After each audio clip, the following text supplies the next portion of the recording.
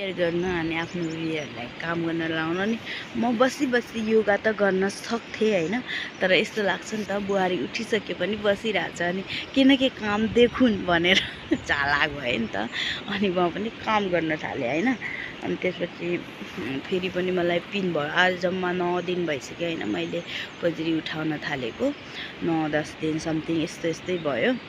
धेरै पिन हुँदो रहेछ कि होइन त्यो पथरीको अपरेसन अलग, त्यो त नर्मलमै गर्निदो रहेछ। तर बेबीको भने चाहिँ एकदमै हार्ड हुँदो रहेछ कि एकदमै तल गरिदिने अपरेसन पनि अनि दुख्ने त्यस्तो खालको भएको छ। अनि मेरो पेट पनि खुल्दैन।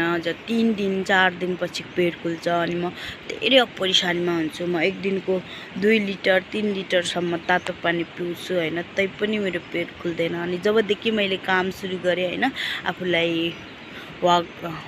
हिल्लाउन सुरु गरेँ तबदेखि मेरो पेट पनि खुलिरहेछ।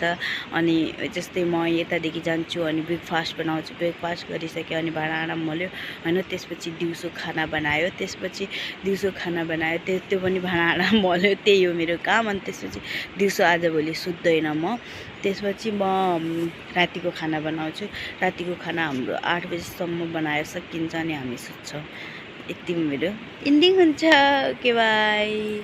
अनि मन पर्यो भने लाइक कमेन्ट सेयर सब्सक्राइब गरिदिनु। Okay by, love you. एकदमै बढिरहेको थियो अनि मैले सोचेँ कि म बजरी हाजरी बोक्छु अनि म अलिकति पतली हुन्छु भनेर सोचेँ हैन।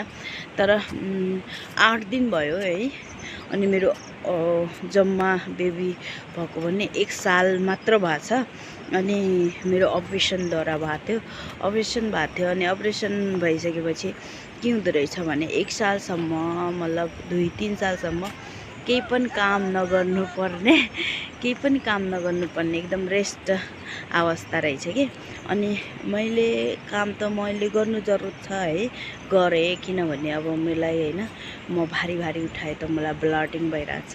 यसमा मलाई थाहा छ बच्चाहरूले त हेर्दैनन्, ठुलोहरूले अनि आइमाहरूले हेर्छन् होला भिडियो। तर यो कुरा सिक्नु के कसैले पनि त्यस्तो काम नगर्नु, भारी काम।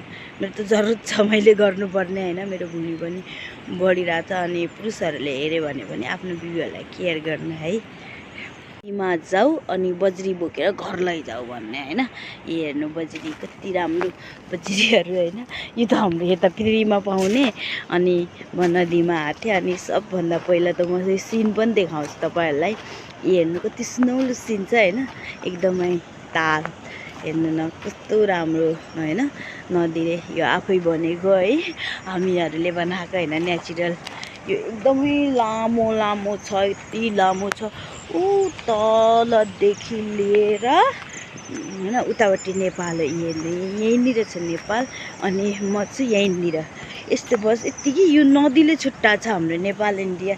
अनि यो कमसे कम 2 किलोमिटर भन्दा माथिसम्म यो तलाउ बनेको छ आफै हैन।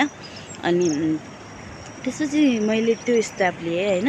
मर्निङ अहिले बिहानको कति बज्यो, 7 बज्यो हैन। गुड मर्निङ सबैलाई, गुड मर्निङ अनि न्यानो नमस्कार। म देहरादुनदेखि आएदेखि हैन मैले केही भिडियोहरू अपलोडै गर्न सकेको थिएन, किनकि मेरो तबियत पनि यस्तो खराब भयो अचानक हैन।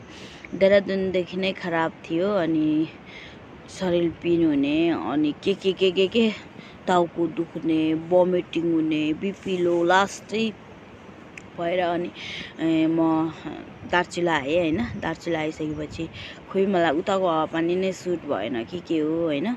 अनि म दार्चुला आइसकेपछि म ठिक भएँ हैन, अलिकति ठिक भएँ।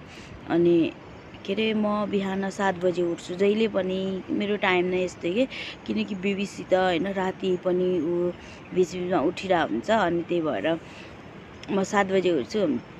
म 7 बजे उठिन्जेल त मेरो मम्मीले सबै काम सघाएको हुन्छ, झाडु पोछा सबै गरेर सघा हुन्छ हैन, मतलब मेरो सासूमाले। अनि त्यसपछि म त्यस्तो बस्दै मेरो लास्टै पुँडीहरू मटाउने यो भइसकेको थियो। अनि मैले एक स्टेप अपनाएको हैन त्यो देखाउँछु है।